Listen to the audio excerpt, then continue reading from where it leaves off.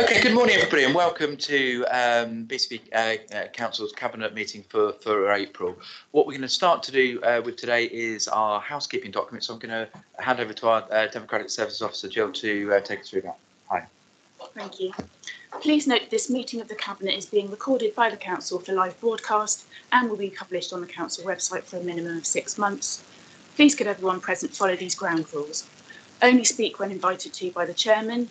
If accessing via Teams, always turn on your video function when invited to speak and state your name.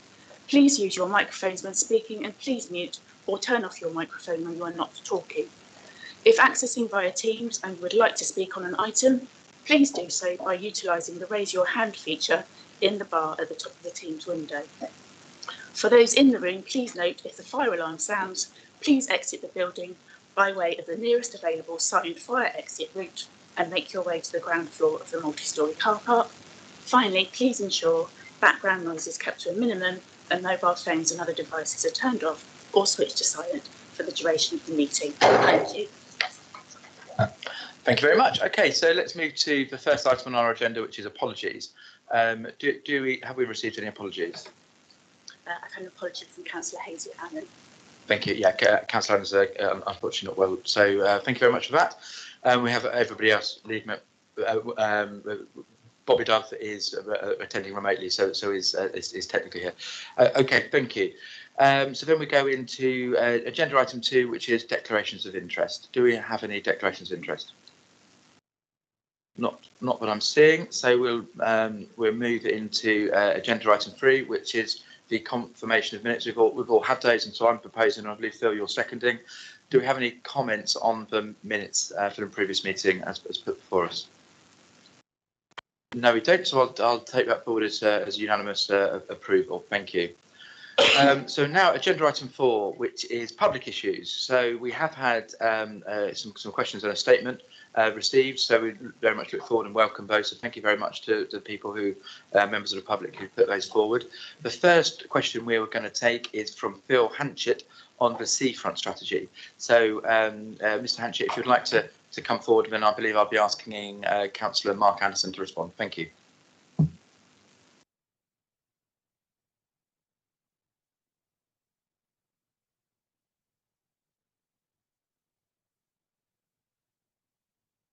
And Phil, if you just press the button in front of you, it will all direct you. Thank you. Okay, thank you. Beach people are campaigning to have Whitley Lake, aka Kite Beach, Sandbanks Harbourside, designated by DEFRA as a bathing water. This would mean the Environment Agency would sample the water for E. coli and enterococci 20 times per bathing season, which is from mid-May to September.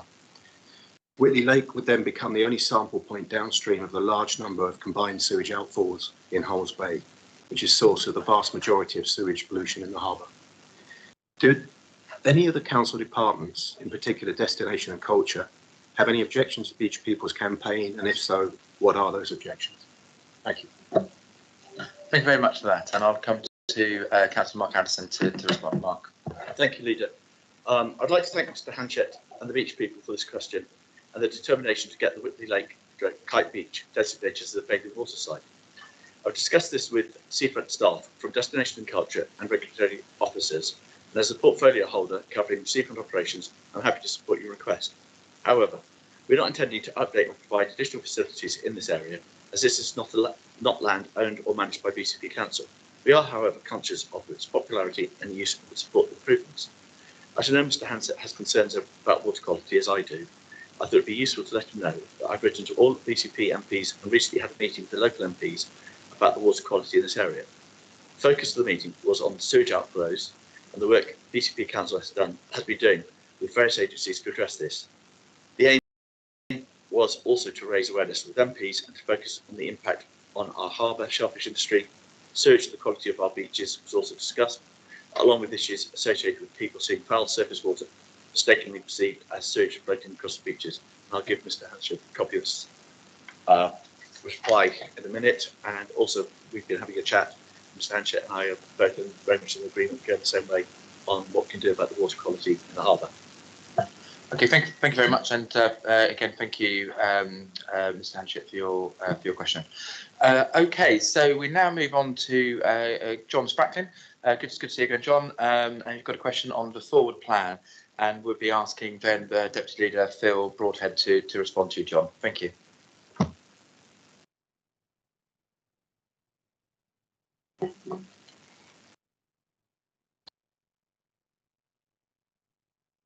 I note from the latest edition of the BCP News that under the heading Delivering Our Big Planned Vision for the Future on page 6, there is a paragraph which reads, initially, future places will concentrate on the following schemes, and this omitted the Beach Road car park scheme.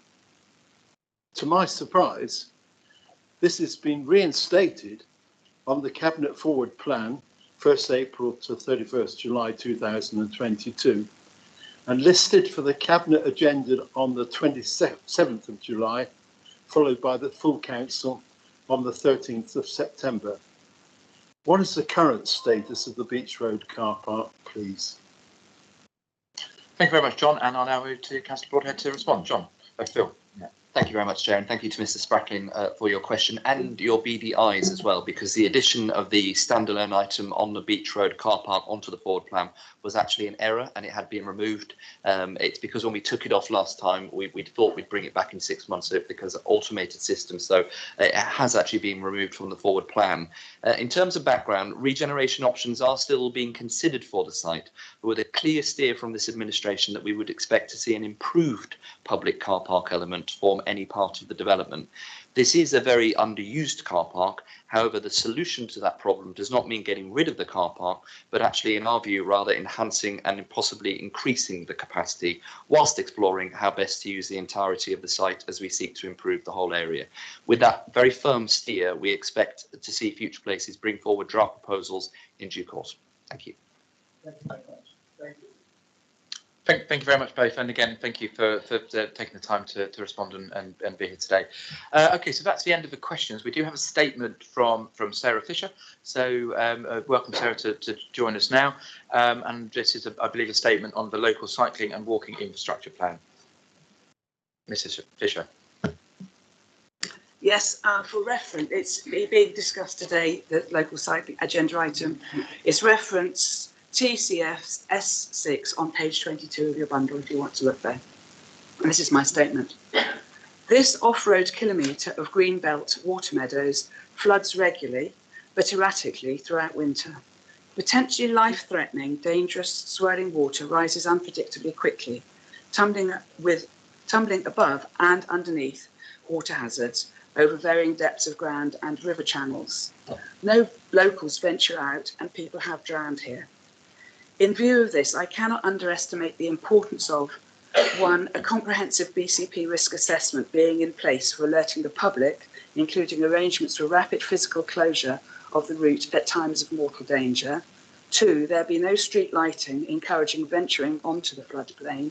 And three, all motorised transport being prevented from using this route. 100 words. Thank you very much, Ms. Fisher. That's really helpful. Okay, and we'll be having that discussion later. Yeah. Okay. Well, we welcome your input, and please do so again. Okay, so then that moves us on to agenda item 5, which is the recommendations for the Overview and Scrutiny Board. I believe technically there are none, but I will be, as we do on every item, looking to the Chairman of Overview and Scrutiny to raise if he would like to speak on any of the items that his committee looked at. So then that moves us on to agenda item 6, which is a housing management model, which is really a hugely important piece of work, and I look forward to bringing Councillor Karen Rampton in to lead us on this. Karen. Yes, thank you, Chair. Sorry, everybody, I'm a bit bunged up today, so it does mean I'll be a bit quicker than usual, probably. I'm really pleased to present this paper. It's been a while coming. This is on the proposed housing management model, which brings together for the first time the around 9,500 household properties owned by BCP into a single management arrangement. And this new approach will enable consistency of service for all residents, a clear line of sight and efficiencies in a single service model. The proposed model brings together the best of both from Pool Housing Partnership, RRMO, and the Bournemouth in-house service. For example, the strong governance and resident involvement, PHP, the resident communication panel and resilience of the Bournemouth in-house model, and it will help to meet the challenges and requirements of the housing white paper, which asks that residents are engaged and involved in decision making and that landlords ensure the services and approaches are co-designed. These proposals have been developed alongside residents with representatives from Bournemouth and Poole on the councillor working group, and I'd just like to pay tribute to those residents who have been on that working group. Lou and Tracy, their input has been absolutely invaluable. I'd also like to thank Councillor Dove, Councillor Dunlop and Fear for their input as well, and for Councillor Lawton for the work that he did previously. So we've had the input on the council working group and very strong input from the joint resident group, with usually around 20 residents from the two neighbourhoods at the regular meetings.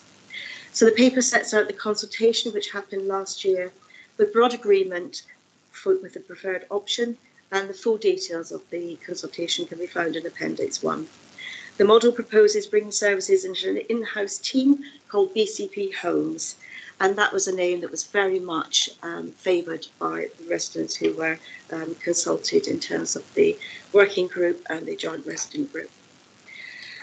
This will be the main team delivering, BCP Homes will be the main team delivering the service with support from other teams in corporate services, reflecting the council's operating model and the transformation agenda. There will be a housing advisory board. This will provide oversight of all services delivered from within the HRA, and this board will advise and inform. The makeup of the board will be 3 + 4 + 4, that is 3 councillors, 4 independents and 4 residents, 2 from Bournemouth and 2 from Poole. And it will be co-chaired, which I think is something a little bit different and something that I'm very keen to see. So one co-chair will be the portfolio holder for housing, and the other co-chair will be taken from that board. There will be a resident committee of 15. I think at 28B there is a typo, it says 14, but it is actually 15. They'll give their views to the Housing Advisory Board. And then under that resident committee there will be 4 panels. One will be housing management, one will be comms, one will be scrutiny, and one will be asset management. And they will feed into the resident committee and therefore onto the Housing Advisory Board. The Housing Advisory Board will meet 6 times a year and will present an annual report to Cabinet, and any pressing issues will come forward in the form of exception reports. It will be supported by the lead officer for BCP Homes. This paper has 4 recommendations, and I do need to make an amendment, Chair, on the recommendations, and that is as follows. It reads as if it's a Cabinet decision, but actually 2 of the points have to go to Council. So the recommendations are that Cabinet recommend full Council approve the termination agreement. I won't read everything out. That Cabinet recommend that full Council approves the termination of the PHP management agreement, and that subject to approval by Council of 1 and 2, Council approves the establishment of a Housing Advisory Board to advise and delivery of all HRA funded activities, and that Cabinet approves a new housing management operating model. So, Mr Chair, we are working towards a go-live date of the 1st of July, subject to all approvals. I genuinely believe that this model will transform how services are delivered in housing to our residents, how we hear the residents' voice more clearly, how we meet national requirements, how we add resilience to the service, and most importantly of all, how residents are put firmly at the heart of how services which affect their lives are co-designed and delivered. And I commend this report to Cabinet, and I have a seconder in Councillor Bartlett. Thank you. Yeah, thank you very much for that, Karen. Your leadership in this area has been excellent. And Councillor Broad, I'd come to you second, and with the amendment, I think, that Karen has raised. Cheers. Thank you, Chairman. Happy to second the proposals and indeed the amendments as well. I'd like to start by echoing your congratulations to Councillor Rampton for her leadership on this, and indeed the whole team that have put an immense amount of work to bring this forward. I think a couple of points from me. First of all, I think it's really strong and really positive to see that this whole new mechanism has been co-designed and created hand in hand with the community and residents, and that's then complemented by the really strong governance arrangements with the co-chair arrangement, putting residents and those affected right at the centre of that decision making. That's absolutely the right thing to do, and we've done that hand in hand with them all the way through.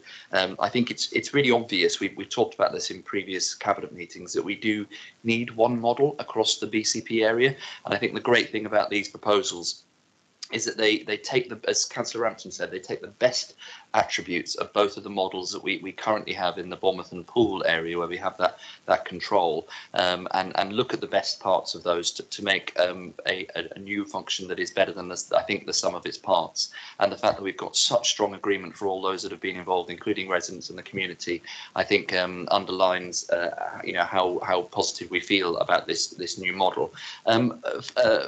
Final point from me as well, which is I really like the name, and it's really positive to see that this was a suggested name that came from residents as well.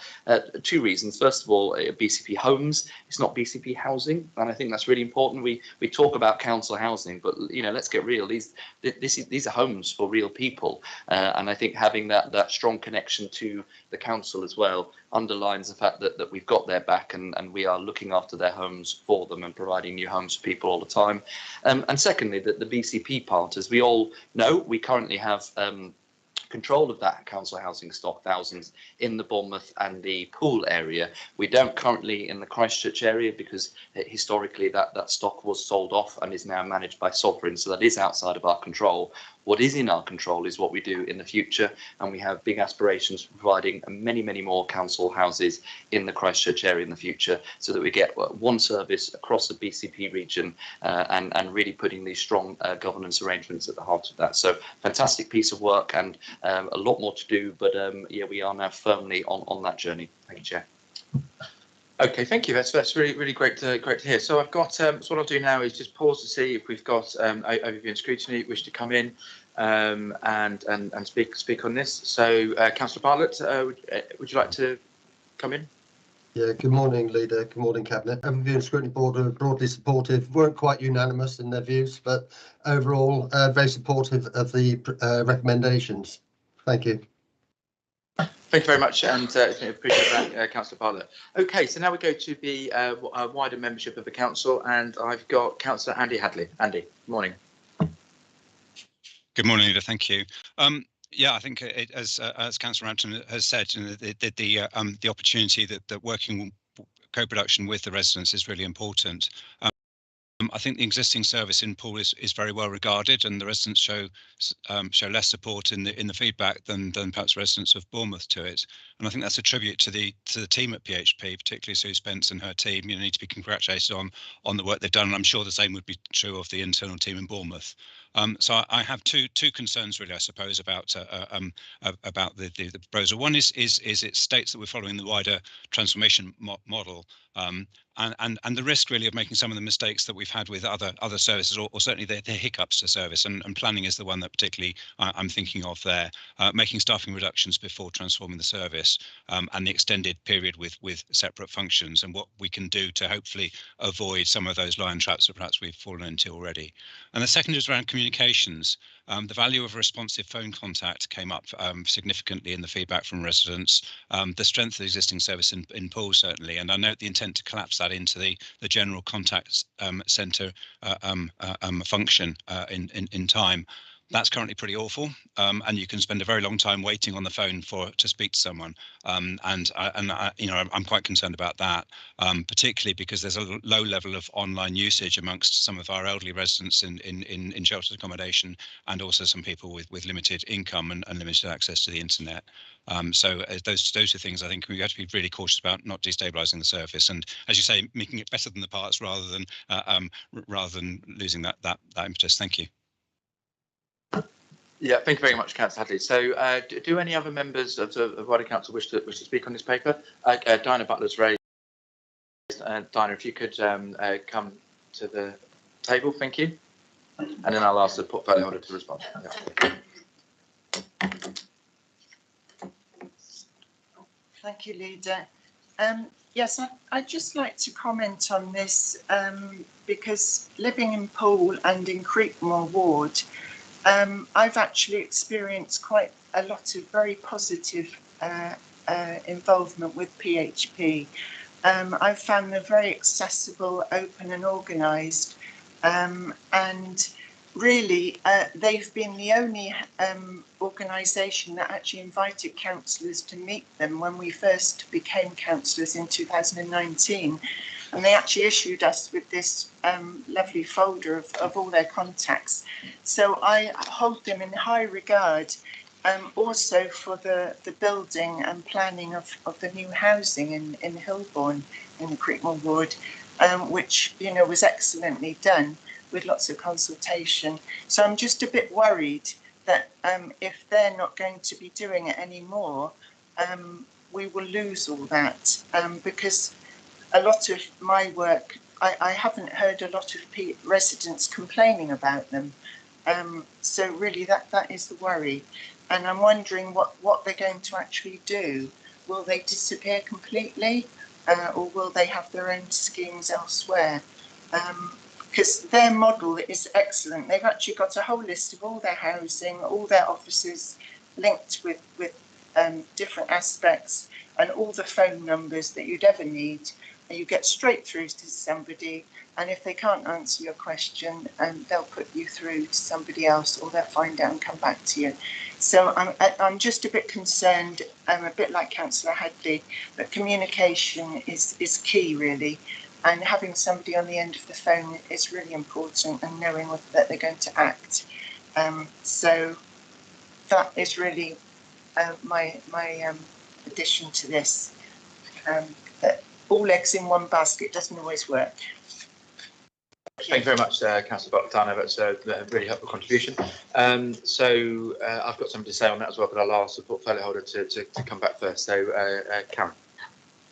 Thank you, Councillor Butler, for their comments, and I absolutely recognise your concerns, because PHP is a much loved model, but this is a lift and shift approach. It's similar to LGR. On the 1st of July, should everything be approved on the 1st of July, there should not be any change. There'll be the same people doing the same jobs. And people will be trickled across into this new management model. Councillor Hadley raised a point about comms. That was a slight concern of mine. So what will happen is that the comms team will go into the corporate team. However, the staff who have been doing the job within PHP, that will be, and BCP in-house, will be ring-fenced. So a resident phoning up on the 1st of July should, probably the same person actually, will certainly get the same response as they would have done on the 30th of June. There should be no difference at all. It was considered whether the comms team should be in BCP homes and then transfer again, and it was felt that actually for staff that would be really quite confusing to have to move twice. So it's much less unsettling for people to be able to go into the corporate teams. But as I say, they will be ring-fenced. There should not be any difference at all. And I think your other points were the same as Councillor Butler's. The wider transformation, and about where the teams will go. So some people will stay within the BCP homes team, and some will go into the corporate structure. And believe me, we've given many hours to consideration about how that will work best for residents and fit in with the transformation model. So I hope that provides some reassurance, Leader. Thank you. Yeah, thank you, and I'll add to that to some extent as well. So I think Karen, yourself, and we're both pool councillors. We're well aware, aren't we, of how well respected and the PHP model has been. So the direction that I've given, which hasn't been hard to give because you very much share it, is that this has to be about getting the best of both. This has to be a really ambitious piece that raises. We've got a model that works really well. We need to improve it and go further rather than anything else. So that's the absolute insistence. It's been coming from me and from you since we've been asked to be in control of this project. So hopefully that gives some assurance. It is about being better than the sum of the parts. But particularly, one of the things that, and then Diana Butler referenced that PHP have been so good at, is it's very much people focused, isn't it? It's very, the communications have been very strong, and we need to make sure we hold on to that. So I very much hear what you said about the just briefly on a transformation point. I think hopefully I can give Councillor Hadley some assurance. We as an administration have effectively stopped the policy of taking staff out before the transformation is done. We inherited a £15 million target last year for transformation, largely staff savings.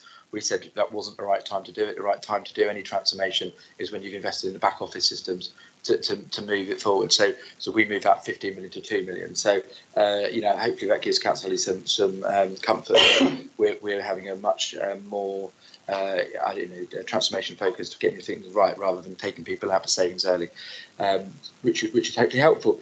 So great, and in that I'd just like to thank everybody who has worked it. So Karen, your team, Sue Spence and her team, credit to PHP, and also our in-house teams as well, led by Lorraine Mealing. So thank you very much for the work that's gone into it. Do I have any other members of Cabinet wishing to speak on this paper? Okay, not seeing anybody showing, so then I'll look to take to the vote as amended. All those in favour, please show. Great, that is unanimous. Thank you. Okay, so then now we'll move on to agenda item 7, which is the local cycling and walking infrastructure plan. Ask Mike Green to introduce us to us. Mike. Thanks very much, Leader. The Local Cycling and Walking Infrastructure Plan, or LSWIP as I'll probably refer to it, is a full and comprehensive plan for BCP's future, and is very significant when it comes to what we're going to be doing as far as our transport strategy and travel strategy overall is concerned. Like so much of our travel thinking, it comes from our problem with congestion at the moment. We are one of the most congested areas in the country, and it will continue to get worse with our increase in population if we don't do something about it. And just to sort of highlight what a critical point we're at, there were figures taken between 2011 and 2018, so a 7-year period, and during that we saw our number of car journeys in the BCP area increase by 4%. Now that doesn't sound very much, but the result of the situation we're in, where many of our junctions are working at capacity, means that led to a 20% increase in journey times across BCP. So if we're going to do something about it, it is really going to make a huge difference, even if we're only looking at small numbers within the change. And when we look at the data, there is something that we can do, because the worst congestion happens when people are, unsurprisingly, travelling to and from work. Now, out of those car journeys that are taken at that time, more than 15% of them are the distance of less than 2 kilometres, 1.25 miles. So that's something that could be walked easily in 25 minutes or cycled within 6 minutes. And in fact, if you go a little bit wider, more than 50% of our travel to work or to and from work journeys are actually take less or shorter than would take 15 minutes to cycle. So there clearly is something that we can do, and if we could solve that problem for those sort of numbers, then the whole of our congestion problem would go away. But to do that, we need to have safe, easy and connected facilities for those who choose to travel by means other than car. And that's what this LSWIP is all about. I think it's really important to look at what the LSWIP does and doesn't include. It talks about, or it explains the evidence that has been used to get to this plan, and it talks about the work that has been undergone to make sure that it's robust.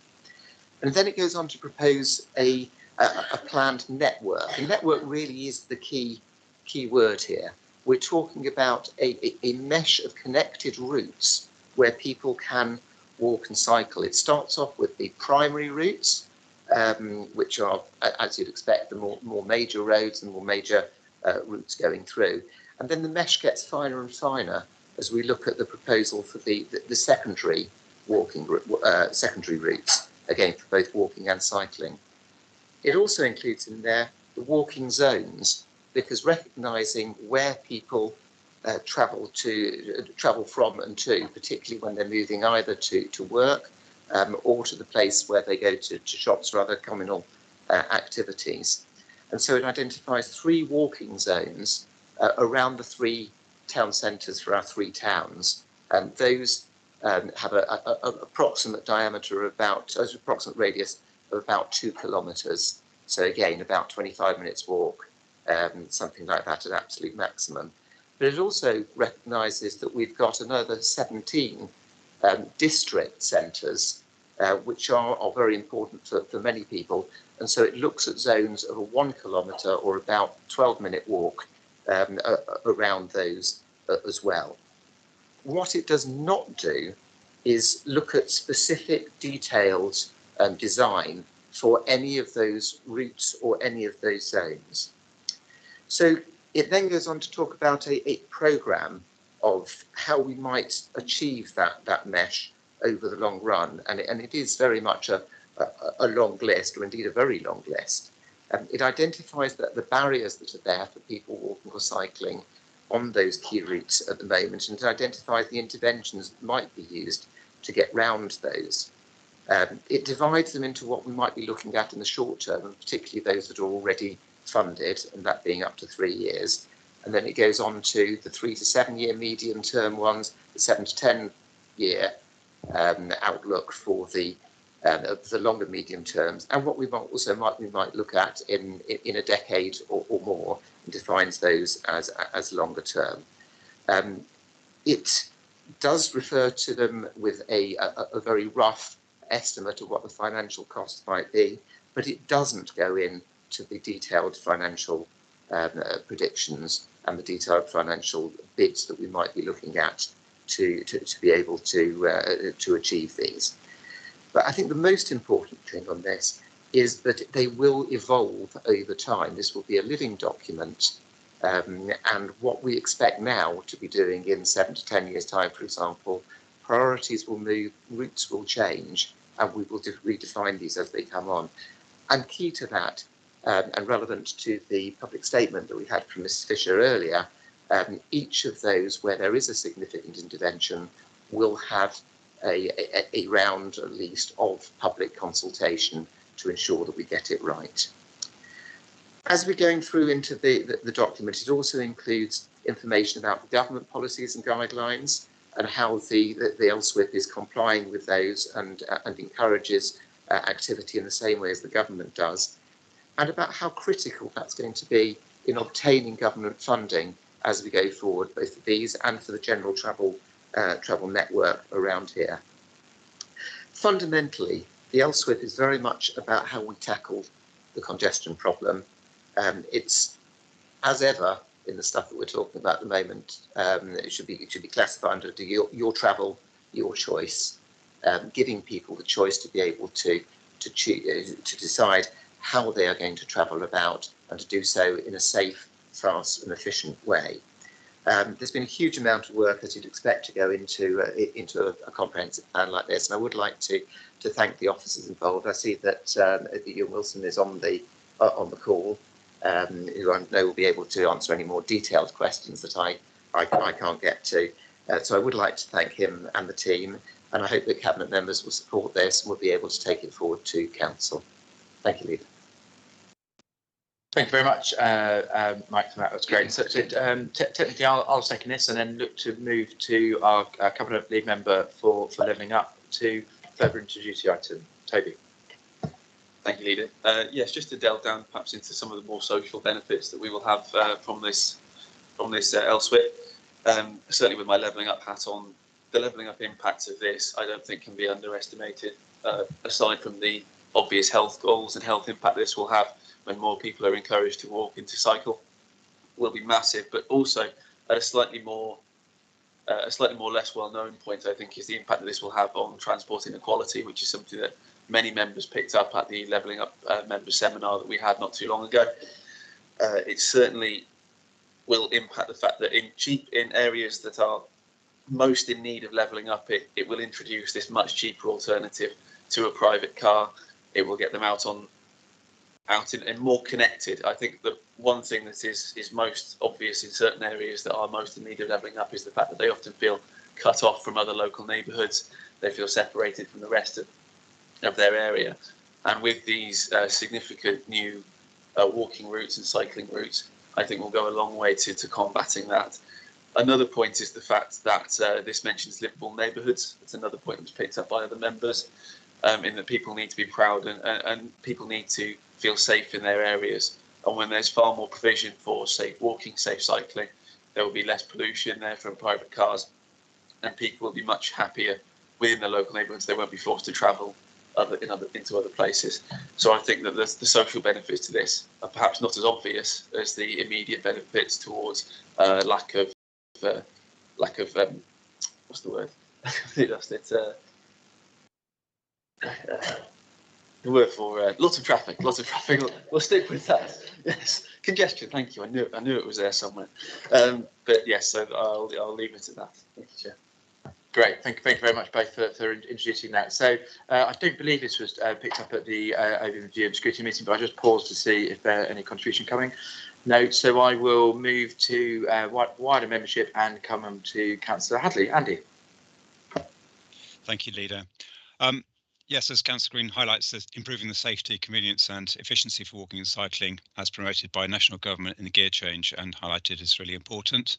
And it must go beyond, as Councillor Green was suggesting, peak time congestion, because there's lots of complex local journeys for shopping and leisure, and particularly ensuring that women are well served by the routes that we create, and sometimes, you know, those are the short journeys that we really need to hit. Fast rising energy costs are another increasing reason for people to reconsider how they get about for short journeys.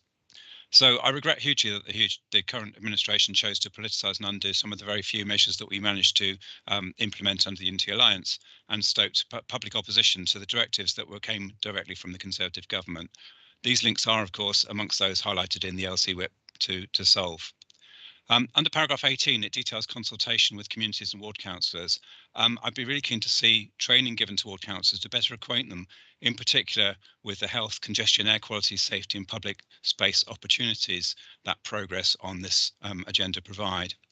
Under item 24, paragraph 24, it talks about improvements, and it's an interesting list because in particular it doesn't contain anything about inconsiderate pavement parking and the impact of that, in particular on the disabled and those walking with small children who have to then divert to the road to get around the obstacle. It's very good that the legislation changes recently about giving space to cyclists and giving more priority to pedestrians crossing seems to have registered with most motorists, and I think that's really good. But much of the education that would improve safety for people walking and cycling needs to be for those in command of the more dangerous larger vehicles. In the plan itself, I regret this excludes scooters, especially with our local pilot underway. There are comments in the consultation about the uncertainty for mobility device users, whether they should be on the pavement or the cycleway. And we need to build the network with capacity and design to provide good quality space, including mobility devices and including scooters and e-scooters as we go forwards. On monitoring, there was an announcement very recently from Dorset Council that they've got a partnership with Viva City, which will allow them to monitor complex movements of people by all modes across the area using anonymised analysis of video. I'm concerned how PCP plan to monitor and see the effects in terms of all modes, not just boxes moving around. So I'd be keen to see how we propose to solve that. Thank you.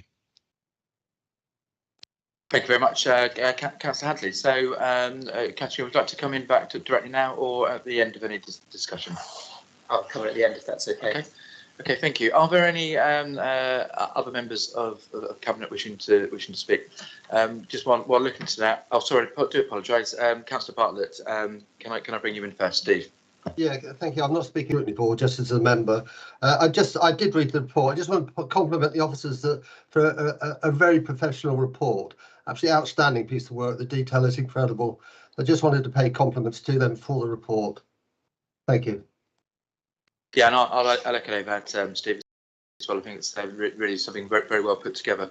You know, I think we're well aware. You know, we have a huge congestion issue, and people suffer that daily. You know, people are sat in cars, and it's frustrating for them.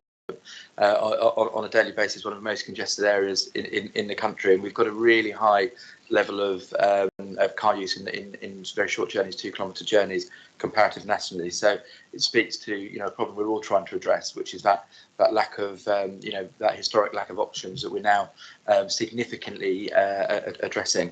And it, you know, in particular, I think it's reinforces the message we've made as an administration that it should be your travel, your choice. So if you want to be in a car, that's great. We need to free up the road so you can actually have that car journey without feeling incredibly congested. If you want to walk or cycle, you should have that opportunity as well. And that's what significant investment, both from us, both from the government nationally, is doing in this area. So I want to just want to make those points before I look to hand back to Councillor Green to sum up. Thank you. Thank you very much, and thank you for the contributions. I think I sort of have to start at the same place as Councillor Hadley when we're talking about the measures that were implemented and have been removed. Obviously, some remained, some have been removed, and this is all about balance. And I think this is something that I cannot reiterate more than I do. As the LSWIP specifically refers to, we have to accept that for many, all or some of their journeys will have to be completed by car. And if we do not make that, strike that right balance between a gradual shift, but a proper modal shift towards active travel where it is possible, and the need to be able to still get around the area by car, we will have failed our population. It is not right to take a dogmatic view over this. The pragmatic view is the way that I would like to see this administration continue, and that is what we have been doing. When it comes to the pavement parking, I think Councillor Hadley is right that it's not specifically referred to. However, when we look at walking under Chapter 6, there is there's sufficient parts there, I think, particularly under the car parking, to the section where it's talking about the obstacles that are there with narrow footways and difficulty for people to get parked, etc. We are continuing to discuss with government about the potential for us to be able to remove pavement parking where it is suitable to do so, at the same time as retaining it where that causes the network to work better. And when I talk about the network, I'm talking about pedestrian, cycling, scooting, as well as people travelling by car. There are several elements within this that do refer to e-scooters. It's quite specific, and we were given instructions by government when putting this together that e-scooting is not yet legal apart from with the trials, and therefore it shouldn't specifically refer to those. But when we look at the more general stuff that's within the report, and it talks about cycling, in many cases it will refer to the fact that that also includes tricycles, it includes cargo bikes, and it includes scooters and e-scooters. So what is going to be available for cycling, if the rules should change, if the trials continue, will be available for e-scooting as well. And again, references are there as far as secure parking and storage is concerned. I'm afraid I can't answer exactly how the monitoring will be done, but I do agree with Councillor Hadley that it will be very important to do so, if for nothing else than to show government how we have been able to spend their money well, and to do the same for our council taxpayers. But if the council taxpayers and those commuting and those travelling around for other reasons within our region are able to see the benefits that are coming from this, and all the benefits we're talking about, both for those who choose to use active travel and those who use public transport or to go about by their car, then I think that we will have done it correctly.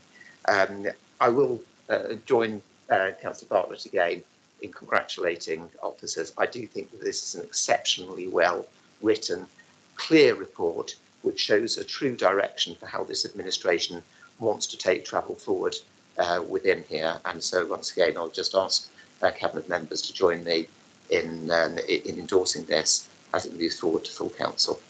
Thank you, Leader. Yeah, thank you very much, Mike. I'm sure we've got some unanimous support of that. Okay, so and I certainly have my way to it. We look forward to moving to the to vote now as put. So I'm not seeing any other members wishing to speak. All those members in favour, please show. Thank you. That again is unanimous. Thank you very much. Thank you, Mike, and the officers who put that together. So we now move on to agenda item 8, which is the council new build housing and acquisition strategy, a 6-month review and project approval. So I'd look to Councillor Broadhead to lead us off, Phil. Thank you very much, Chairman. So the Council New Build Housing and Acquisition Strategy, which from now on I'll call CNAS because it's a little bit less of a mouthful, is something that we've heard of before. We brought this to first of all to Cabinet in the 29th of September last year, and we had an update on some of the programmes that we're bringing forward back in February.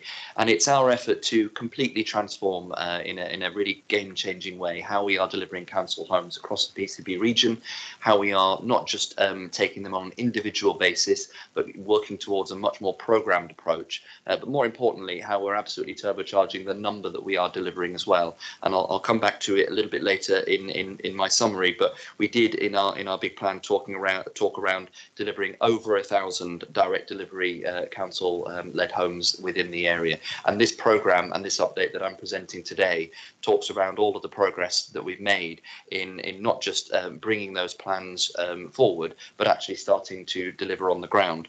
The report is a 6-month update as well as new project approvals for Cabinet and full council to consider.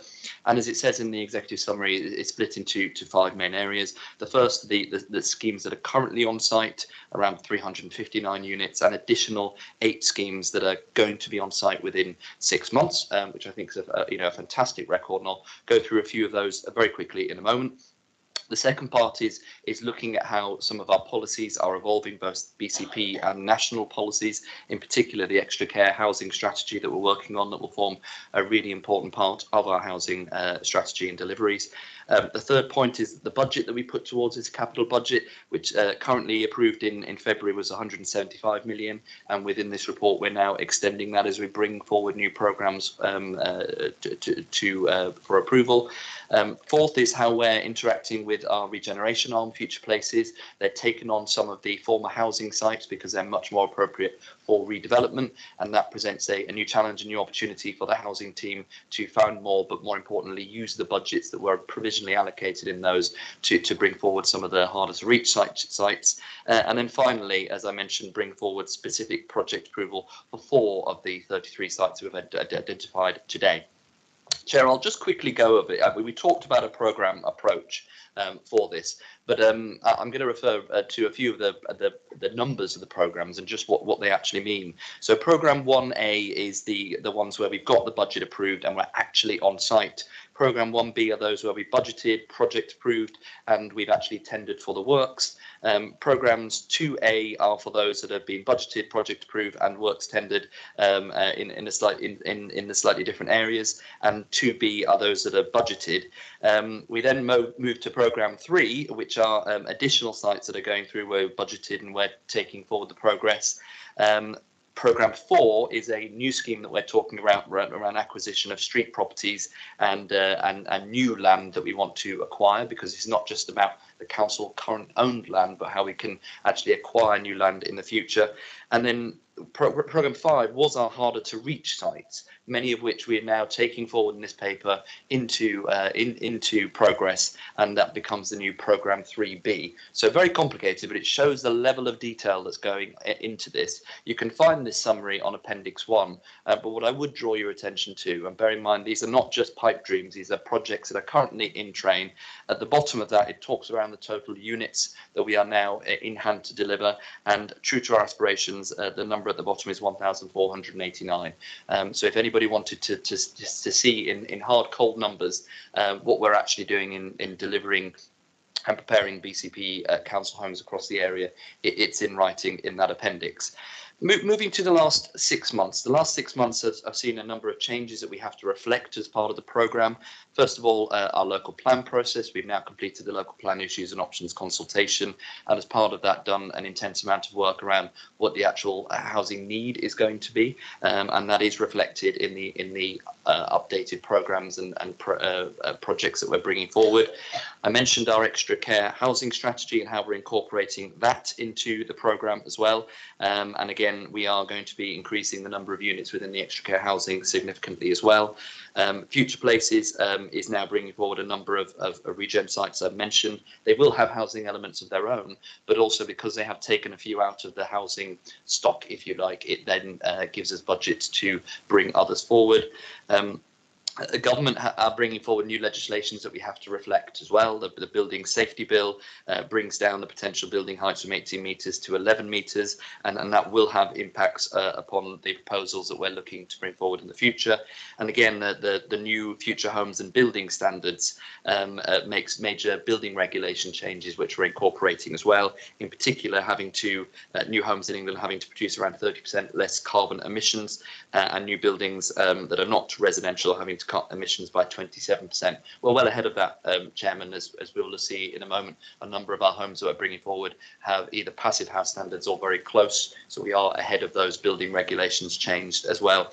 And then finally, a bit of reality. You know, we do have a housing test action plan in place because our completed housing numbers have not been to the level that they are needed, but that's precisely why we're leading from the front within this programme. Chair, I won't talk too much longer, except just to do a quick whip through all of the progress that's currently underway. Programme 1, Cynthia Road, 22 homes.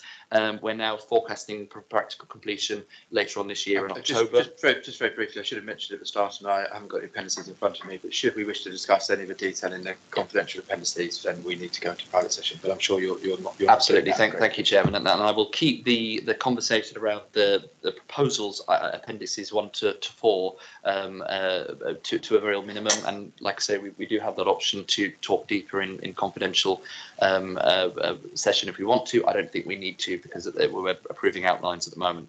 So Moorside Road, 14 homes, again completion later on this summer. The Northbourne Day Centre, 9 homes, again completion later on in this year. And Mountbatten Gardens should be opening any time soon, and again that's 2 new homes in those developments.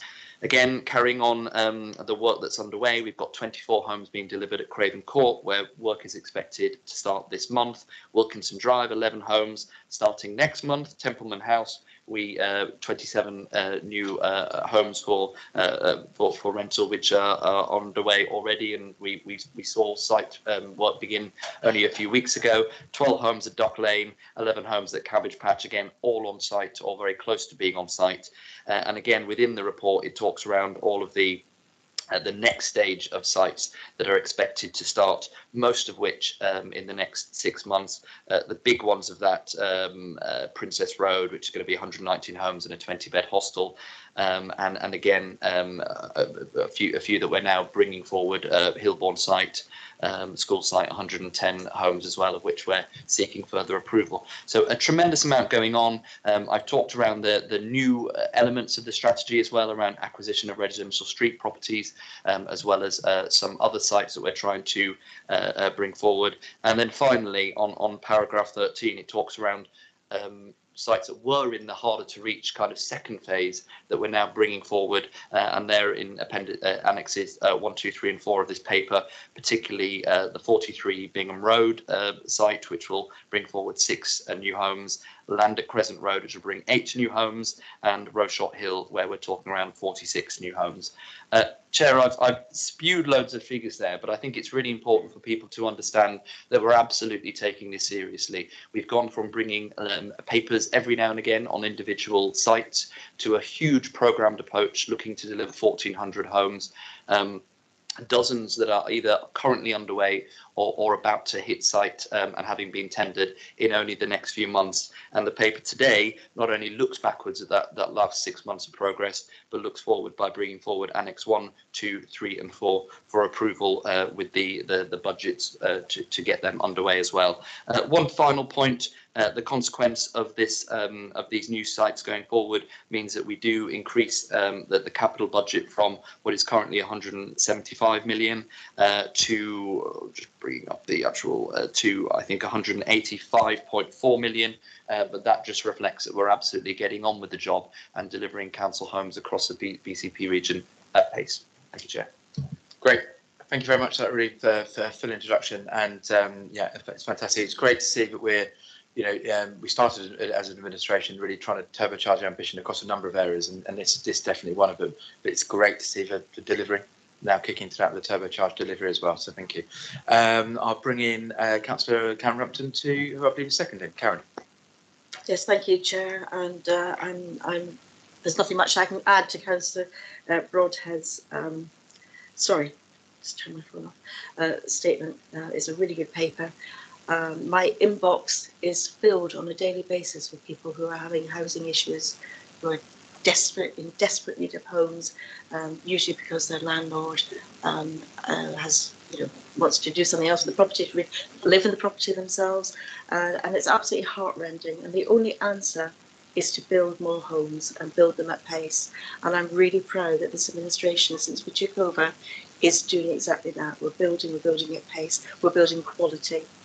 And that is the only way that we are going to support our current and future residents. So I absolutely am pleased to second this paper and thank Councillor Broadhead for all his work on it. Fantastic. Okay, great. Thanks both for that. And across the spectrum of housing, what both sides of that delivering. That's fantastic. Okay, so then now we come to, I don't believe this was taken up at overview and scrutiny, but I'll just pause briefly in case anybody wants to show. No, then I'll offer the opportunity for any other members of the wider council base who would like to speak to this paper. No, so then I'll move to cabinet colleagues. If anybody would like to, there's a lot of detail in there. I think we've talked a lot about why we're doing it, what we're doing, the scale of it, and also really now moving to delivery. So I think we've had a reasonable discussion there. Does anybody else wish to add anything? No, so then it leaves me just to thank you again and the officers for the work that's in there, and I'll look to move to the vote. All those in favour of the recommendations, please show. That is again unanimous, so thank you very much, everybody. Okay, that moves us on to agenda item 9, which is the BCP Seafront strategy. So yeah, again, another really interesting and detailed paper. Look forward to bringing Councillor Mohan Iyengar to introduce. Mohan. Thank you, Chair. Cabinet colleagues, attendees, I'm very, very pleased to bring this paper forward to Cabinet. It's taken a good while. There's been a lot of preparation in this, and I'm very pleased to introduce it.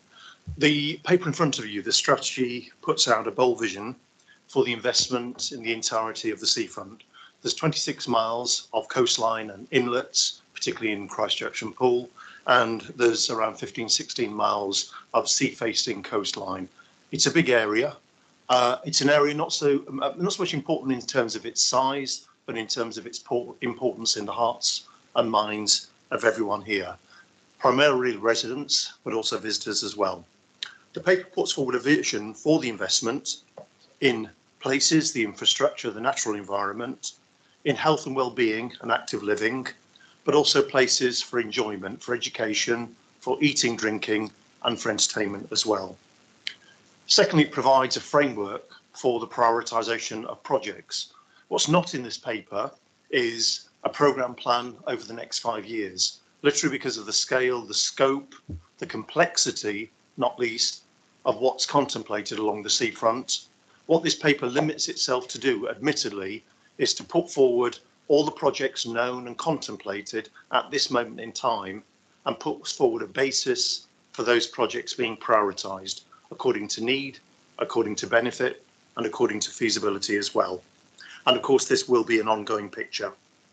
The third thing is this document in its final form intends to be an educational and a reference document to the outside world, starting of course with residents, but also reaching out to organisations, investors, and those who are interested in our seafront to come, to visit, to invest, to enjoy, and to help us take it to be as good as it can be. And the fourth thing is, internally within the council, it's there in a strategic context as a reference point to link to influence other strategies, not least like my colleague Councillor Green has put forward with the local cycling and walking infrastructure plan, but also in no particular order, the local plan, the accommodation plan, and also what's coming up very shortly is the leisure strategy as well. And there's many, many others I haven't got time to mention now. What are the key drivers behind putting forward a strategy like this? And they are mentioned in the document, but I think they're worth repeating. First of all, first and foremost, is to protect what's already natural and wonderful about our coastline. And I think that's what people would expect us to say, and absolutely I'm going to say it first, which is to protect the natural coastline and the biodiversity of what we already have. It comes out resolutely in the consultation and in the feedback. Secondly, to demonstrate leadership in the environmental challenge, both in the way we tend to our natural assets, but also in the way we encourage and at times enforce compliance to firm environmental standards in everything that's done. The third thing is movement towards active lives and inclusivity, and both things there are important. Active lives, why wouldn't we encourage people to make use of the natural environment, the great outdoors, and to come and absolutely, protect and enhance their quality of living in the broadest sense, physical health and mental health. And within that, the inclusivity is very important because it can't just be a place for some people. It's got to be a place for everybody, whatever their age, whatever their state of health, whatever their pocket as well. It's got to be for everybody. And whatever, of course, forgive me, whatever, of course, their sort of state of mobility as well. It's got to be for everyone. Fourth thing is, it needs to be a boost to creativity. We want people with ideas and people with vision to find this a magnet, a place to come, a place to pitch their ideas, and a place to try things and offer what they do to the public. We want it to be that kind of place. And last but not least, we've got to get all this done. So it's got to be a place where we actually deliver things amidst a really complex environment of financial constraints, of social change, of environmental imperatives, and also political and social imperatives as well. So the strategy is trying to do all of those things and tread a path through it all. I did mention it's not a programme plan out of necessity, but it's a framework to prioritise things. People will already know that none of what I'm saying here in the strategy undermines any of the projects which are already underway.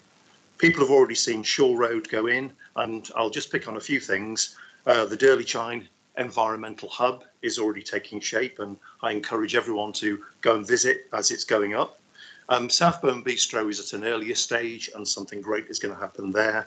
And then Bournemouth Beach Lodges, Highcliffe Zigzag Path, and there are many others.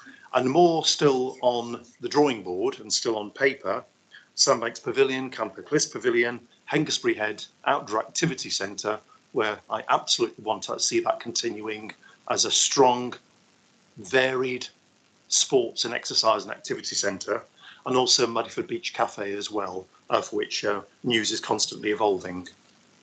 The final thing is that even though this doesn't contain a plan, there is something there about the natural phasing of all of this.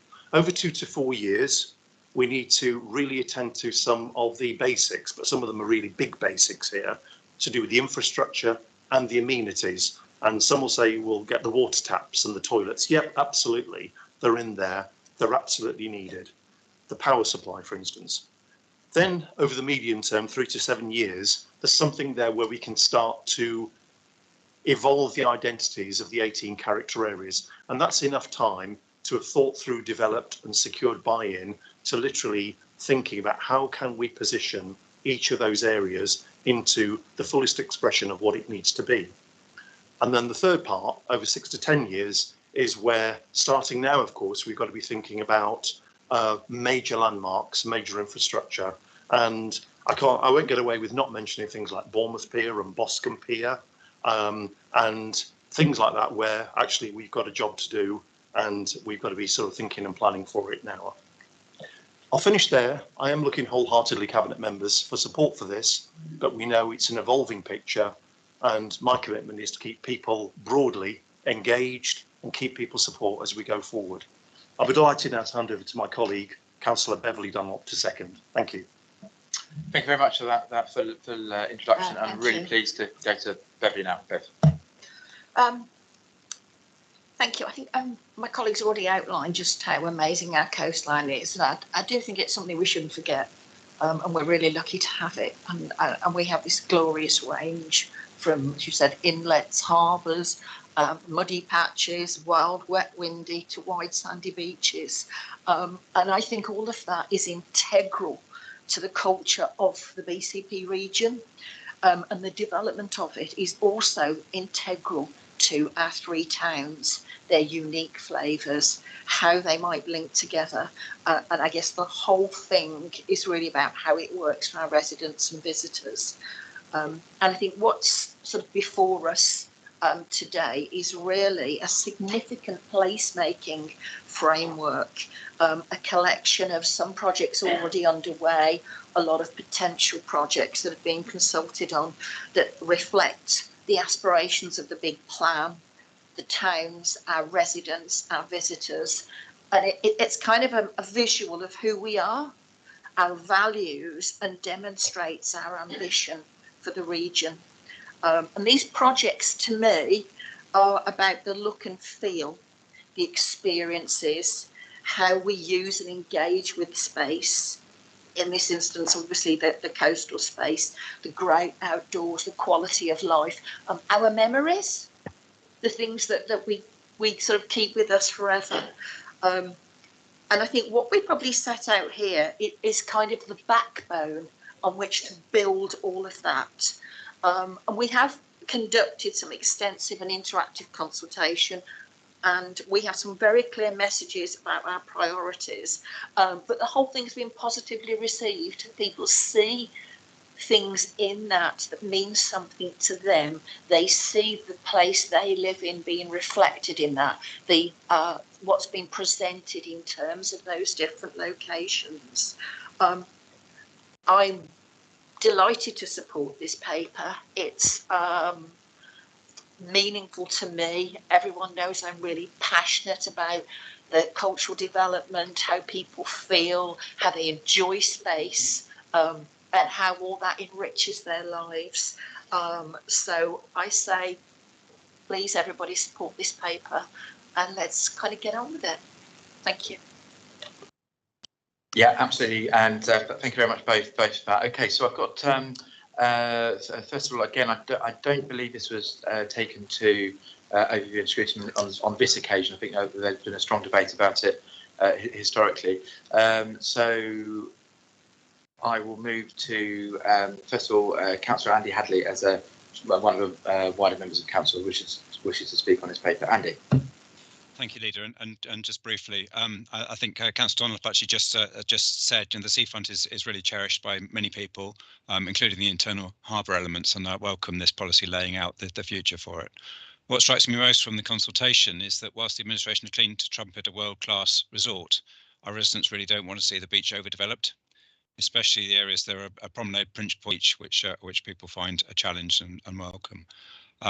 Dealing with raw sewage is a key issue. It's one that was raised in one of the questions earlier. Improving the toilets, improving disabled access to the beach, protecting natural environments and cherished open blue and yellow spaces. You can use that one if you want. And mitigating climate change are the priorities that I think are highlighted. So perhaps the short term fixing the basics is the right approach, but I just appreciate a bit less of the hyperbole. Lots of people are uncomfortable with the world-class moniker, with the feels like Miami, feels like LA. That's not really what people want to see. We know our beaches are really popular already, and they're full to the brim at the peak of season. So I appreciate getting the basics right as the short-term priority and valuing what we've got rather than massively changing it. Thank you. Yeah, thank you very much, Andy, and I appreciate your comments. I'll allow the portfolio holder to sum up at the end of the debate. We have a number of members who are looking to speak now.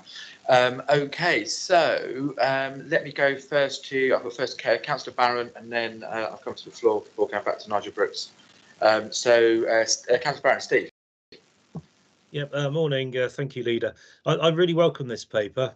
I'd like to thank the officers, Councillor Iyengar and Dunlop, for all the huge amount of work that has gone into this. I'm especially excited about the master plan of Poole Quay and also the upcoming festival Coast Live events. I've got to come back on what Andy, Councillor Hadley's just said, because I don't think anyone ever thinks that, especially Poole, will ever be like Miami. We haven't got the weather for a start, but what we're trying to do is to make it a world-class destination. That doesn't mean to say that it's got to be like another world-class destination, but I do appreciate his other points. Thank you, Chairman. Yeah, absolutely right. It's about being the right fit in the right place, isn't it? But having ambition for what is a wonderful place, and particularly looking at the stuff on Poole Quay and the animated space and piece with, Beverley is leading on as well. So it seems like it's a really bright future for Poole, and that's fantastic. So thank you for your help and supporting that as well. Okay, so now let me come to Councillor Mark Anderson. Mark. Thank you, Chairman. I'm very much behind this scheme and support it. I'm very pleased to see the commitment to biodiversity in the strategy, and I'm also very impressed with some of the projects we've got on the that have been currently funded. Particularly, I'd like to mention the environmental hub, the replacement for Bistro on the Beach, and the Hengistry Head Outdoor Education Centre. It's just worth touching a bit on the environmental hub, so people realise that the cladding on the outside of the environmental hub has been provided by recycling some of the timber groins that we are currently replacing along the seafront. So it's a very good example of reuse.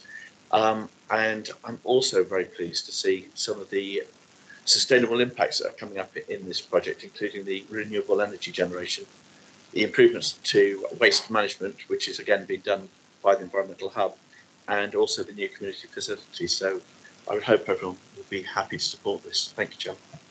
Yeah, absolutely great. Thank you very much. So next I come to Nigel Brooks, and I've got Nicola Green. Nigel. Yes, thank you, Leader. In the past 2 weeks, the Minister for the Department of Environment, Food and Rural Affairs has indicated that he will approve a new English coastal path which will run from Kimbridge Bay to Highcliffe. This is certainly a significant tick and opportunity for our authority, not only the residents to actually go along what is a new England coastal path, but also visitors who like to actually come and enjoy walks along a coastal path. The original kickoff was in June 2017. It's taken 5 years to get to this point, but it's significant that this particular path is going to actually end at the Hampshire border in Highcliffe and run through to Kimbridge Bay. It's a significant opportunity for our residents and, as I say, visitors to actually come and enjoy our wonderful coastal stretch of path. There will obviously be a dialogue with us as an authority for waymarkers and other signage and other issues, but I sincerely hope that in this process it can go into the near-term part of the seafront strategy, because it's a tremendous opportunity to introduce waymarkers, as I say, significant signage to make sure that people actually follow the route, certainly from here over on the Hampshire border. So I very much welcome it. I trust it can be added into the near-term strategy for the seafront. Thank you very much. Yeah, absolutely. Thank you very much, Nigel. That's really helpful. Nicola Green. Nicola. Thank you, Leader. I'm very pleased to support this paper, and I note the consultation it's had with our residents and council members, and hence the time it's taken to come forward. There are two particular reasons for me why I really welcome it. And the first, that it sets out what puts us apart. For me, the thing that really sets us apart from other places, whether we compare ourselves with them or we draw out the differences, and that's in the access that our communities have to this extraordinary natural well-being asset. I think we can debate, and I'm sure we will, whether we want to look a bit more like somewhere else or we want to be distinctively ourselves. And I think both of those have merit, but I do absolutely believe that some of the developments in here are not there just to attract visitors. They're absolutely there for the benefits of our residents the whole year round, and why on earth shouldn't that be something that we celebrate and invest in? The second reason for me that I really welcome this paper is that it sets out a coherent plan and vision with our residents at its heart, and it moves away from that piecemeal jigsaw puzzle that we've inherited from the artificial council boundaries, reasons that we all understand, but this is the first time where we say, here we are BCP, this is what our seafront, our coastline is all about. And it looks at it really through the comprehensive lens of all its users, and I don't think that's been done before, and I think that's a terrific launchpad. Thank you. Okay, great, thank you. So now come to Mike Green. Mike. Thanks very much, Leader. I'll just be very brief. Reading through this, I'm not surprised at the huge enthusiasm which is so obvious in all the pieces, all the people have spoken today. Everyone seems to be really got up by this, and that's absolutely fantastic. Yeah, I genuinely think it is. Just to pick up on what Nicola was saying, this is the first time that we've really seen something which recognises that the entire beachfront, seafront, whatever we want to call it, including the coastal areas, is part of our area, and that is what makes it special. That is what we all live here for. That is what people come and visit. And I would just like to pick up on one thing, to talk about, look, it's really nice. Let's keep making it nice, but not nice enough to want to encourage more people to come. That to me is just an extraordinary way of putting it. I do believe that there are world-class elements to resorts around the world, and I do want to emulate them. I do want people to say, I want to come to BCP in the same way as I want to come to LA or to Miami or to Santa Monica or wherever it is, because the place is exceptional. So let's keep doing what is here. Let's be proud of it, and let's not hide away from the fact that we do want to encourage more people to come and enjoy everything that we've got to offer here. Yeah, thank you. And what a good discussion and debate we just had on that. I'm going to come back to Councillor Anger to sum up, but if you don't mind permitting me first, my sum up there is huge ambition about what we can do. We live in an absolutely wonderful place that is absolutely significant nature, and we do absolutely respect that. So I very much hear the discussion has been put before us. I'm delighted that there's the level of ambition put forward for our seafront, as we're also delivering across all of our towns and key places. So Mohan, if I can bring you back in now to sum up, and then I'll look to move to the vote. Mohan. Yes, thank you, Chair, and thank you for all the comments from those online and those in the room here. Very welcome. I'll just go through all of them in summary. The point about the place being cherished, absolutely. I think that was kind of woven within completely what I was saying and what Councillor Dunlop was saying in our initial speeches. And it's absolutely right through the whole strategy about the point. I think you heard me say that the first imperative there was the natural protection and the safeguarding of our natural coastline and the things in and around it. And maybe the word missing from that was actually the heritage of it all as well. And particularly when we think of, not exclusively, but especially Poole and Christchurch, there's much there from the heritage angle to safeguard and to protect for many, many years into the future, which I hope is welcomed by all. Basics, again, I think you heard me mention in the first bit, in the first phase, absolute attention to those things which are basics, but they're still complex and they still require investment, amenities and things that literally make the place function properly as a seafront for people to use. That will be there. And of course, absolutely, we cherish what we have. But I'll make no apology for saying we want what we have to be in the best shape that it can be. And I happen to live in Poole, and I know that Poole, without changing the face of Poole, could be better, and that is resoundingly the feedback of many people in Poole. Keep it what it is, keep what's special about Poole, but make it even better, from the tidying up to various other things, and that's what's in here as well, making it the absolute best it can be. Other points, yeah. Steve, Councillor Barron, my colleague, that said best it can be.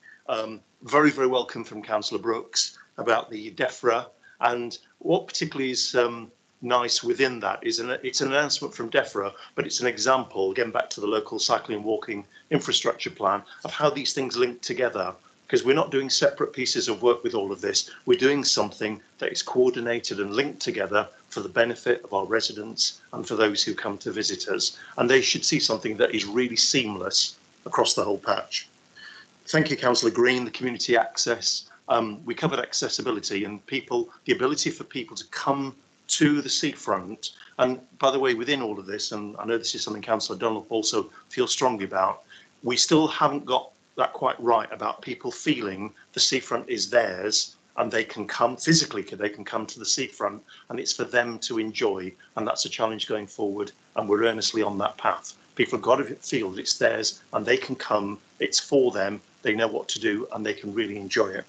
And thank you for Councillor Green, and also the leader as well.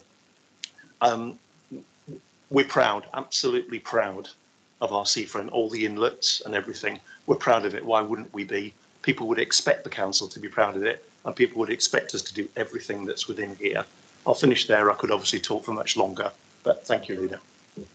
Great, really encompassing discussion. Okay, so we've got that put before us. I now look to move to the vote. All those in favour, please show. And again, an unsurprising vote is unanimous. So thank you very much. Okay, now we move to the item, I believe it's item 10, which is the Corporate Peer Challenge Feedback Report and Action Plan, and that's for me to lead on. So I'm formally proposing it. I believe Councillor Broadhill will be seconded shortly. I just wanted to reflect first on the actual on the process, really, and effectively how engaged the team that came to effectively do a peer review with us was. We had an exceptionally talented team of some real leaders nationally in terms of local government, be it leader of a Conservative group, LGA, and some really significant other people. So I think it just shows the regard and the importance of BCP Council as an area. We know we're one of the largest councils in the country, and to have that team of leaders across local government coming to support us in this process was really, it just really underlined that. It was a thoroughly detailed process. I think the report says there's something region over 50 meetings, over 180 people were sort of interviewed as part of that. So it was really all encompassing, and what it's designed to do is to bring peers across to you who understand your context in terms of local government, and then to try and shed some light on what you're doing well, what you can do more of, some areas of improvement. So it was an intense week, significant amount of preparation work.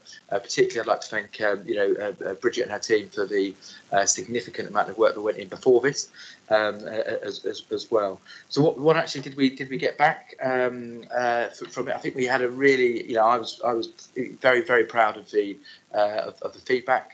I think what it did do, it recognised, in that report, which you can see in the paper before you, how complex a set of circumstances we've had to deal with, and in that probably more complex than any other part of local government for a generation. So we've achieved LGR, so we've brought 3 authorities together.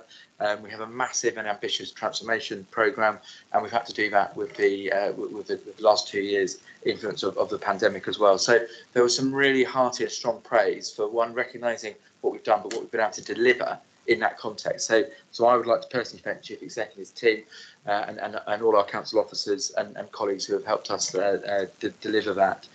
Other things it talked about, it said we had achieved a lot in that context. It said there was some exceptional place leadership, I think it very much recognised that we have raised the bar in terms of ambition for our region, and that's actually being heard not locally as well, but also nationally and emergingly internationally. So our pandemic response was complimented as well, and also, and I thank all colleagues for the comments around the strength of leadership across the council. And again, thank you very much. Graham Farrant was acknowledged directly in the report as including in that strength of leadership. So thank you.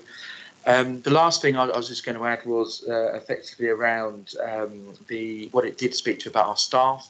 It said we had a hugely motivated and passionate staff group who were very much, seeing the benefits of and wanted to be now, one of the leading councils in the country, and wanted to be part of that, see that as an exciting journey. Now our job is to give those teams the tools and resources they need to do. We're trying to do that with some record investment in a number of services, and we will continue to do that. So thank you everybody for pushing in your individual portfolios. It goes on to talk about an action plan, in some of the areas that we can, opportunities for us to do more, which is really helpful. Some real detail there, which was great. And it's going to give us a really clear way forward. And personally, I found it a really useful time to do this, because we took over, picked up an administration, and you have to do that at pace. What really, we've got an awful lot achieved. But now it's about refining that message and what we're trying to do. And this, there's not a lot in that action plan that we weren't aware of, but it just gives us that focus and renewed commitment to delivering on that, and it's detailed in the report. So, I would encourage everybody to look at that. But I know as a cabinet, we're living that every day at the moment as well, and some really interesting things coming forward on it. Okay, that's probably all I need to say now. The report's in front of you. Very happy to take any questions, but first I'll go to Councillor Broadhead to second. Phil.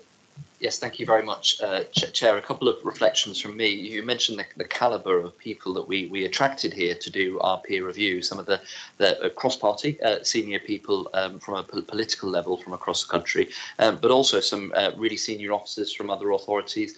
And that's great, as you've identified, because that means that there's real keenness for people to come and work with us and scrutinise this. It's also really quite scary, because as anybody knows, when you're doing a peer review, particularly with some of the real big hitters from across the country, they're coming in, you're stood there absolutely naked in front of them, and there is absolutely nothing that is hidden, metaphorically naked, Chairman. My interviews are clearly different than yours now. But it does mean that nothing is hidden, and that can be quite a scary process. And those of us that have been involved in this type of thing before know that you wait with trepidation to see what their findings are going to be. For those that aren't geeks and don't want to read the whole report, I just urge them to read that executive summary that's presented from that cross-party group of our peers from across the country, highlighting that they're quite impressed, as you said, with a number of things that we've been doing. They reference in the first part of that executive summary the political changes which result in the Conservative majority administration have brought stability to the organisation, which enables us to actually have a sustained period of focus on our priorities. That's not a political statement, but it is a reflection on the politics on the ground, Chair. You've referenced the fact that they recognise that the strong leadership, both politically and also from the Chief Exec and his senior staff, particularly in the regeneration space, and the impacts that is having. They also talk about how our governance is generally working well across the BCP Council functions. However, they did identify that the current Overview and Scrutiny Board arrangement was not working. That came from them, and we are reflecting that. That's been reflected in the recent audit and governance recommendations, which we are bringing forward for consideration at the next full council to hopefully fix that, objective view of how that function is performing. They also talked around the amazing partnerships that we've got and how we're dealing with a lot of the issues head on, and they highlighted the summer response working that we did last year, not only as a great programme that achieved results, but a really good way of how working with partners collectively, collaboratively, is actually delivering for our residents. What I also thought was really interesting in the feedback that they gave to us was that our workforce in particular really understand, get and buy into the ambition that we have, not just of the BCP Council, but the BCP region itself. They want to work, they want to unleash the possibilities, which is gratifying for us to hear. We've been trying to be the cheerleaders and lead from the front on that, but for an objective group of people to say your staff get it and they want to work to unlock all of that potential is really good to hear. And then finally, they talked around the solid financial base. Their words that we put into place following LGR, supported by a positive audit opinion. And indeed, Chair, that was before we unlocked some of the extra financial solutions that we'll see us hopefully look forward to deliver for the first time in BCP Council's history, a balanced 5-year long-term financial plan. That's the way to actually deliver for residents on the ground. Now, as you've highlighted, there's a number of areas that we can improve. We've got an action plan in place and we're already working at that in pace. But I think the summary of what they said to us, both in the actual report and verbally to us, was that considering the scale, as you mentioned, of the challenges that we've had, they've been really impressed that we're just getting on with the job. We're being bold, we're dealing with situations head on, we're plunking forward rather than just squirreling around the edges. And, you know, I agree with that. I think the time for baby steps has gone, and it's pleased to see that some of the bold action that we've been taking has been recognised and appreciated by some of our peers. A lot of work to do, but, you know, read that executive summary, and I think we should all be proud of what we've been able to achieve. Absolutely, and thank you very much for that. So I'll just bring in the Chairman of the Overview and Scrutiny Board now, and in doing so, I think it's recognition of this huge amount of work as well. I just want to flag that the Overview and Scrutiny Board has been doing in difficult circumstances over the last 2 years. So compliment Councillor Bartlett on how he's been able to manage that workload. Steve. Yes, thank you, Leader.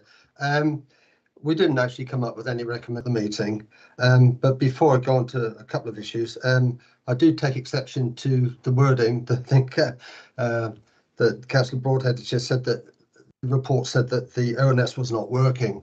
I don't actually identify that. I do understand there were some areas of concern for improvement, but I don't think it actually says that it's not working. But maybe, you know, my memory fails me on this, but if it did, I'm sure that Councillor Broadhead will probably remind me of where it says that in the report. But I think one of the issues that came out was the length of time that it's taken from when the report was actually completed and when it actually was presented in this report, in particularly in light of the fact that there is a commitment to revisit, or a suggestion that the team will come back and revisit in 6 months to a year's time. Well, I think we're probably already about 6 months on from when the visit occurred. So I guess the question is, is there a plan for them to come back and look at how well we've implemented our action plan? And if they are, have you got any idea of when that might be? That's all I've got to say. Thank you, Chair. Yeah, but thank you very much, Stephen. Appreciate that, and hopefully my earlier comment was partly to give you my personal view on how the board's been working. I think there are areas for improvement, which I think we've all had quite a lot of discussion about. But it's absolutely no recognition of the work negatively about what has happened, and this huge amount of time and commitment both yourself and members of the board have put in, which is appreciated by all of us. Into your particular question, we really passionately engaged in the process, and we would very much welcome and look forward to when we've got an opportunity to welcome the team back again. Active conversations are going on in terms of how that works out, and I don't have a date now for when it will be, but we are receptive to it, I absolutely I would want it to be within that 12-month period. I think there'd be just reflecting on it as I speak, because if this was, I believe it was November, wasn't it, we had the first meeting. So if we actually then look to throwing forward 12 months from then, it's probably a perfect opportunity to sort of reflect on where we've been across the 4 years of the life of our council, and it should give a really strong amount of insight into what effectively will be the 2023 intake of councillors to move forward with. So to pick up the bits that have worked fantastically well and we can be proud of, and then to go forward again. So I think in reflection of the fact that it has been a complicated journey, actually, if as long as that visit happens again in this calendar year, it should be really well used and give a great springboard for 2023 and onwards. In terms of the action plan, we're already, we're absolutely deep in it, and we were deep in it, the day after the feedback was given to us. So it isn't the case that the action has just started now. They've started from a previous year, and will continue to do. And I think any group should be really should warmly receive peer feedback, and then try and reflect on it and improve on it. So and we're no different. So we're very happy to have done that. So okay, thank you. I hope that's answered your question. Right, do any other members of council or cabinet wish to speak on this? I'm not seeing anybody raising, so I think it's pretty obvious. We've got the action plan which we're looking at approving here, and the feedback that we're noting. So I'll move that to the vote. All those in favour, please show. That's great. Thank you very much. That's unanimous. That moves us on to item 11, which is urgent decisions taken by the Chief Executive in accordance with the Constitution. But there is one decision that has been taken, so perhaps if I bring Graham Farrant in to just give brief background to that. Graham. Thank you, Chairman. I don't have it in front of me, but I believe it was to approve the spending of grant from government, which I've done in order to get it done before the government's timetable. Yeah, great. And I think it was really well received as well, because it was effectively, it was from Dorset CCG, about nearly £11 million, which has been benefit joint working between the clinical commissioning group and BCP. We're actually in a really interesting time with health partners at the moment, as we move forward to the integrated care system and integrated care partnership. And I think this was a real strong recognition, I think, of the level of partnership working that we're doing with them, that there's that trust between organisations now, and there's ambition about what we're trying to do. And I know Councillor Rampton has involved in a detail of that as well. So I think formally we just have to note that. So I don't believe we're required to vote on it. Thank you very much. So then we move to agenda item 12, which is the Cabinet Forward Plan. So the latest version of the Forward Plan was published earlier in March, and a copy has been circulated as a supplement to this agenda. I will bring in first Councillor Bartlett, Chair of Review and Scrutiny. Steve. Yeah, thank you, Leader. I think I heard from Councillor Broadhead that the south part of Beach Road car park has come off of the Forward Plan. Can you just confirm that? Yeah, and then move to Councillor Broadhead. I'm not sure if it's formally come off, or the fact that it is actually in the process of coming off, or went on in some area, but I'll leave Councillor Broadhead to discuss. Yes, thank you, Chair. Thank you to Councillor Bartlett for raising that. I was going to, we have requested for it to come off. I don't think it's gone off in the most recent iteration, but I'm quite happy to propose in this meeting that it is. I mean, it's been pretty much all in train anyway. One of the in response to the question that I answered earlier on, I did point out another item that will be appearing shortly on the Forward Plan is a package of sites and proposals that future places are going to be bringing in the summer cycle. I don't think we've quite nailed which cabinet meeting it will come to, and that will have a really joined up approach for how we're bringing forward some of the regeneration potential sites and projects within the BCP region, and that will cover off some of the early thinking around the Beach Road car park, and as I mentioned earlier on, a commitment that rather than just getting rid of the car park, will be enhancing and improving it as part of that. So that will be coming forward as part of a kind of combined package from future places in the summer.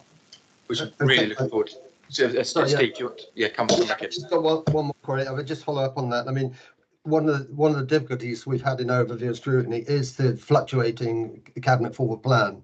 And this is an example of where it's already now scheduled, the overview and scrutiny board's forward plan, and yet, although it's published in the cabinet forward plan, it's not actually on there. It's been taken off.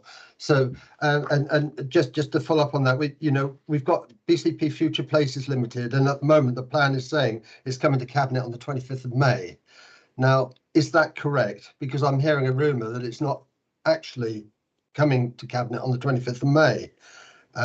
So can Councillor Broad shed some light on that?